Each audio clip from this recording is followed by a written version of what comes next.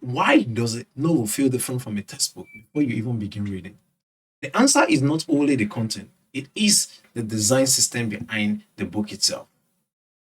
The book size affects typography, margin, readability, portability, production cost, and even reader behavior. Today, we'll explore how physical formats shape the entire reading experience. For now, please do well to check in. Put in the comment, let me know that you're here. Let me know that you're here.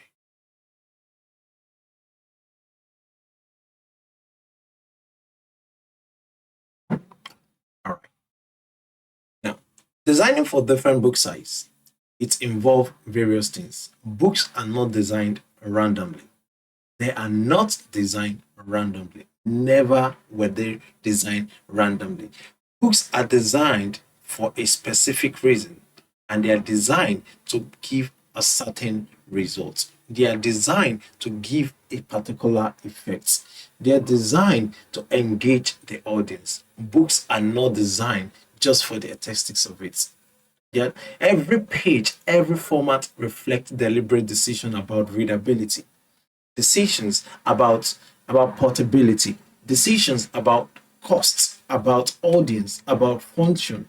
And in today's lecture, we'll be exploring how this book size influences the various reading and production experience.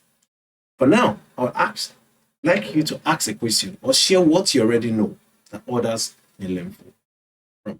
Do that now. What do you know that others may learn from? What do you already know that others may learn from? What do you already know that others may learn from?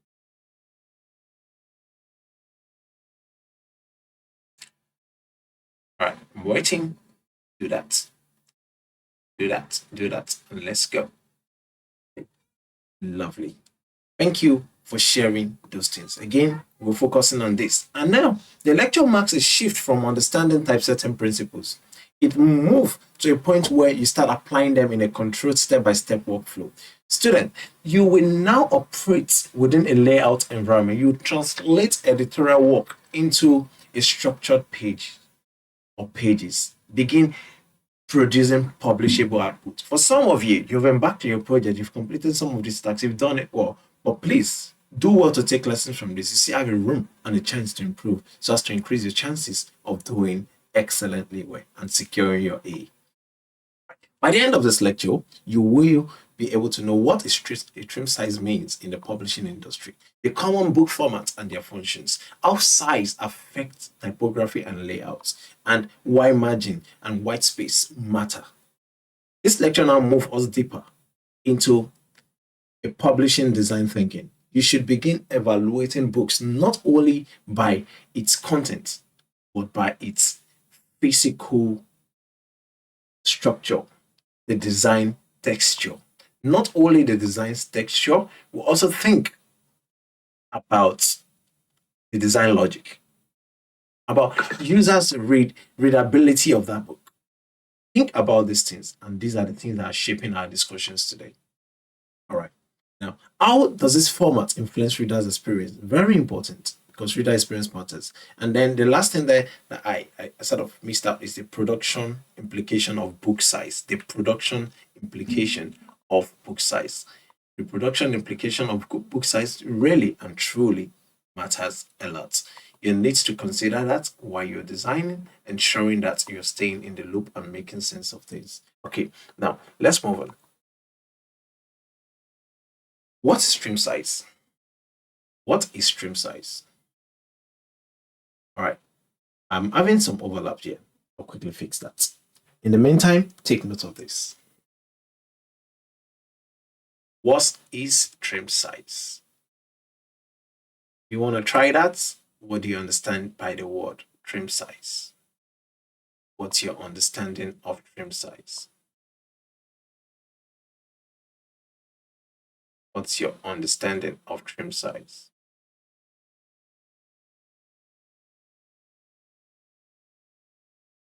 What do you understand by the word trim size? Now, if you look at your screen, I'm trimming. And what exactly does this mean in book publishing?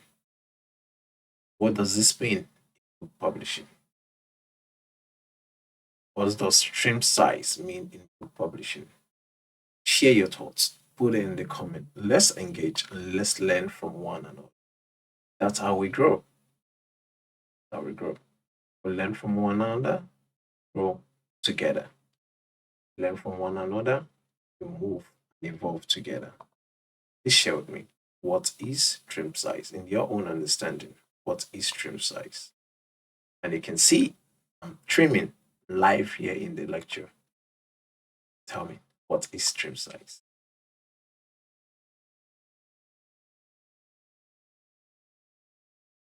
What is trim size? Tell me what trim size is. What is your understanding of trim size? Okay.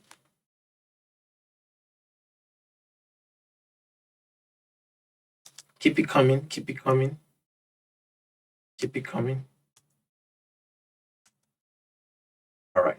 So we're almost there, and I'm looking forward to sharing with you now. Okay, lovely. Let's go. Now, frame size is the final physical dimension of a printed text. You understand? Of a book after trimming. Frame size is the size after trim. Think about it like that. And we have examples such as 5 inches by 8 inches, 6 by 9 A4 pocket format. The trim size determines how much text fits on a page. It also determines the reader's comfort, the production cost, the portability. This is one of the earliest and the most important publishing decisions, because the size of the book determines how you are able to relate to the book, where you take it to, how you handle it, where you keep it, your bag, your hand. The trim size and the weight of the book itself determines all of these things. But now we're focusing on size. All right, let's move on. This is what it looks like in the ideal context, and I'm going to make that bigger for you in a bit. So now, take a look at this on your screen. Have a close look at this. Now, yeah, there you go. Is it clear? Good, nice, beautiful? Yeah, okay, lovely. Now, trim size help you see things the way others don't see it as a publisher, because you are thinking about the consumption, you're thinking about your audience, and you're trying to make sense of how they will engage and relate with the book. And if this stream size is not done appropriately, it can affect the user's experience, it can affect their understanding, it can impact the marketability of that book. So you have to ensure. In fact, the trim size is like the finishing. It's like you building a very nice house, nice structure, but eventually you didn't finish it well. You didn't finish it well. So that's a big mess. Now, have a look at your screen. And I'm going to use my laser pointer to engage with it. Now, we have this.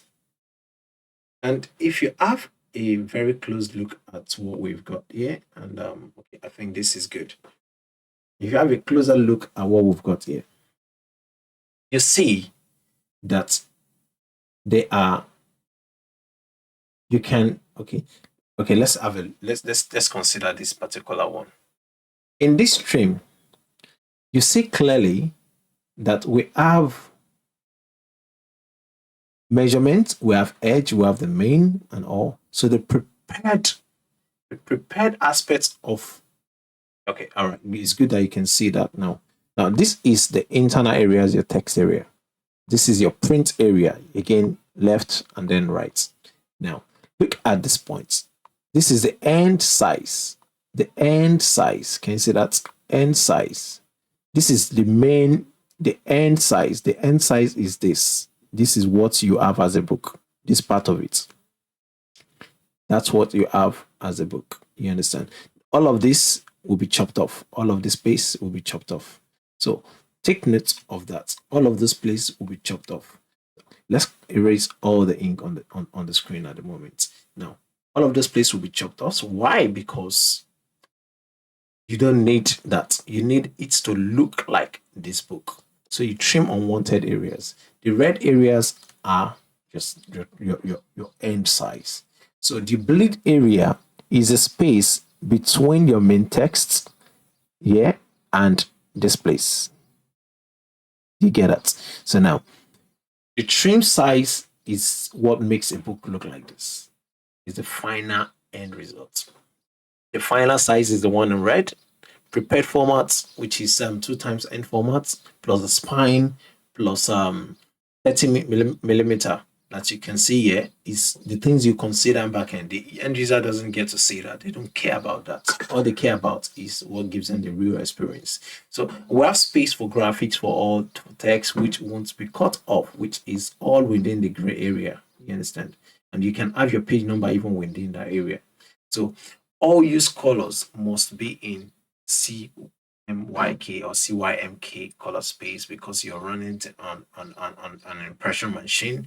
So it's got gone through the full process. The full process means full color. So all use fonts should be curved in order for it to be preserved, just in case the person replace the production center where you're sending it to. Perhaps they don't have the fonts that you have used. And then raster image such as bitmap version must be at least 300 dpi. It means that it should ensure that the minimum resolution is standard and it is usable. All right, thank you. So that's that. Now let's consider the common book formats. We have the market mass paperback, we have the trade paperback, we have the hardcover, we have the textbook or workbook style. So different formats communicate different purpose. Yes, it communicates different purpose. For example, pocketbook prioritize mobility. Textbooks prioritize readability and reference use. Hardcovers often signal prestige and durability. And formats shape expectation. Yes, the format of the book shape the expectation from the people. Now, typography and book size. Let's talk about this. How size affect typography? No, the size of your book determines how your typography. You have a small book you want to, and you have long text. You have to reduce your font size. But think about your audience. Your audience really matters. So you have to think all of this in connection because one affects each other. Your line heights, your spacing, your lead, your tracking, and it's all affect readability and comfort. Typography must respond to page dimension. If the line length becomes too wide, readers lose tracking. Fatigue increases, become bored. If spacing becomes too tight, pages feels crowded. Good typography is proportional typography. Think about this. That's sinking. Now, have a look at these two examples that I'm showing here. And we'll make that bigger. I didn't make that bigger. But have a look at the example here. You see the one on the right is compact. The one on the left is compact. The one on the right looks okay. And baseline, leading base, and baseline. Ensuring the space between the upper baseline and the lower baseline is the leading. You need more space for comfort. If it is too tight, it can lead to boredom. So avoid that and think about that. Consider your project again and review it. Thank you. So now let's talk about margin and white space. Margin creates reading comfort. It creates visual balance. It creates space for handling things. It gives you opportunity to write. It helps you to have a cleaner presentation. So one of the most common mistake is let's put it this way. One of the most common beginner's mistake is reducing margin to fit more content. White space is not wasted space. Yes, white space is not wasted space. Margin improve readability, and readability is key. Its margin improve navigation. Navigation enhances experiences, and margin improve aesthetics. Ignore that. Aesthetics. Whatever I pronounce. If I didn't pronounce it right, tell me in the comments. Aestheticality is very important. Professional publishing values balance over competition. So think about that. Balance is very important. Balance is very important. So now think about your experience. Which book have you read and you felt comfortable? Which one have you read that you felt uncomfortable? Which one did you enjoy the story but you just hate reading the book? Think about that and put it in the comment. Now, let's move forward. Have a look at this. What does this look like? What does this look like? You see right here, no white space applied. And that became what? A nightmare. Too tight. But no. Now we have passive white space here. You can see that. The same content, spacing, nice, readable. And then we have passive and active white space applied. You see, this pull-out quote makes it active because now you're engaging the readers. Think about all of these things while you're reading. Very important. So one of the common beginner mistake is not knowing this arc, and this arc is very key. Publishing design is a behavioral design, and they ask questions such as, where will this book be used? How long will the readers engage it? How long will the readers engage it? How long would the readers be willing to spend with the book? Will it be carried frequently, or will it be kept in the shelf? Readers' behavior influences format. Hence, the need for you to think about the portability, the comfort, the attention span, the reading environment. Very important. Very important. You think about the portability, you think about the comfort, you think about the attention span, you think about, yeah, the reading environment.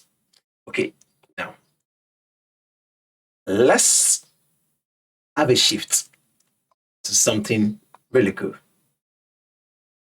Grid system and layout control. Grid system and layout control. As layout become more complex, grid system becomes essential. They provide structural discipline and ensure stable alignment, predictable layout, and organized information flow. Without grids, layouts become inconsistent, absolutely inconsistent. Now, we need layouts to ensure that our texts are aligned, that they are consistent, that the structure is there, and also that we have what they call visual hierarchy.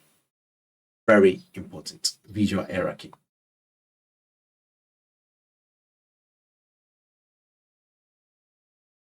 What's the implication of all of these things? Book size affects printing costs. It affects paper usage. It affects binding method. It also affects distribution. Now, publishing decisions are economic decisions. Large books require more paper. Yes, large books require more paper. Not only that, it increases the production cost, affects shipping efficiency, and design must ensure that they balance these key indicators: the function, the balance, the function, the balance, the cost, the balance reader's experience.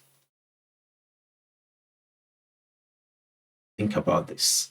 Let's do some comparative analysis. Compare these formats together. Let's compare what we see in a novel, what we see in academic texts. Let's compare it to what we see in magazine style publications. What exactly are our experiences? What are our experiences? Our experience is that we have seen things like this. We've seen books in the format, the very first format, which is something you're used to. Most of you made this mistake to provide me with just a draft, not even something as good as this. We can always improve on this. You give it a try. Now you are seeing what it looks like. This is what it should look like. Novel should look very standardized, compact, with enough space. You can see spaces on here. Spaces. They are very important. It's very important that you have your spaces all cleared out. You understand that? So make that a point to note that you have a clear idea of what you're doing. You have a clear idea of how you're doing. You see these spaces? They are spaces that you should always leave for the experience. Most of you made this mistake. Fix that. Now, fix that. Otherwise, you lose some points. And again, this is academic text. On that note, let me just make this bigger so that we can engage it more. By the way, this was generated by Gemini. And yeah, Gemini AI. So we have this. So this is the novel, this is a textbook, and this is what magazine looks like. You're all familiar with this. 3 layouts side by side. Now, common design mistakes, frequent problem, overcrowded pages, weak hierarchy, poor spacing, inconsistent margin, excessive long length. These are killers. Most layout problems come from ignoring readability.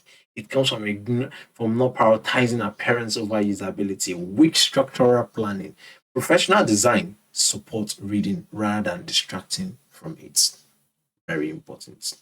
Now, I'm going to give you this task as an independent task. It's good for you to do it, for you to reinforce your understanding. Create a layout concept for a novel, a textbook. Choose one.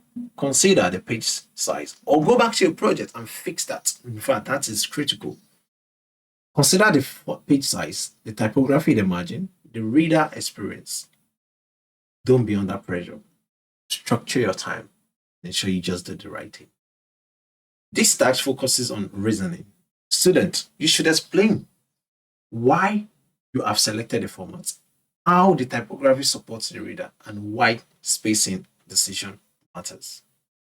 So what we're drawing near to the end of this, I want to ask you this critical lens discussion, and I want us to engage. It's important that you engage, and I would appreciate it a lot if you can reply one another. I'll be looking out for this, and I'll be awarding some points.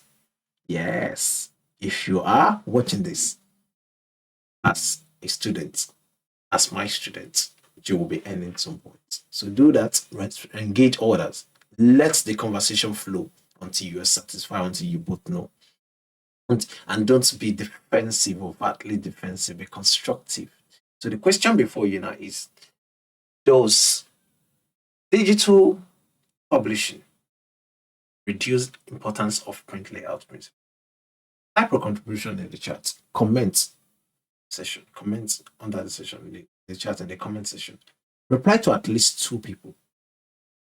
See, many principles remain relevant digitally, irrespective of the fact that we'll move from print, from physical, from analog to digital. Most of these contexts are still very important, including readability, hierarchy, structure, navigation. Technology changes delivery system, but strong editorial design principle remains essential. It remains what? Essential. Right. Engage. Put in a comment. Engage. And next to this is a reflection. What makes a book comfortable? What makes it uncomfortable to read? From your experience, what makes a book comfortable? And by this, I want to encourage you to observe books critically. Think about it. Pick a book near to you now. What do you notice? Do you notice the margin width? Do you notice the font size? Do you notice the spacing? Did you notice the physical handling? Did you notice the professional awareness that you're developing? Because it begins with this observation. And I'm glad you are now doing great. So thank you for watching this. And in the next video, we'll be looking at visual architecture and page grids. Thank you. And I'll see you in the next video.